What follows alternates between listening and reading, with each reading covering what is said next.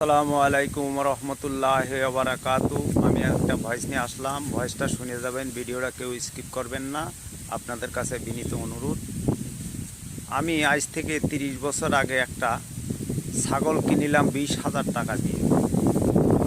সেই ছাগল আমার খাইতে খাইতে সব শেষ।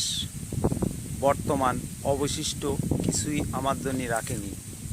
এখন বর্তমান বলে তোমার মতো লোকের আর কোনো প্রয়োজন নেই। কথাটা বুঝে নেবেন। সেই ছাগল এখন চতুর্দিকে ঘুরে বেড়াচ্ছে, অথচ এই কথা ভাবছে না পরিণাম কি হবে। ছাগলের যেই কটা বাচ্চা আছে, বাচ্চা কটাও একই অবস্থা। তাইলে বলেন সেই লোকটা বাঁচে কি করে?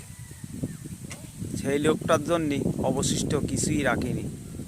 আপনারা এই কথার উত্তর কমেন্ট বক্সে দিয়ে যাবেন।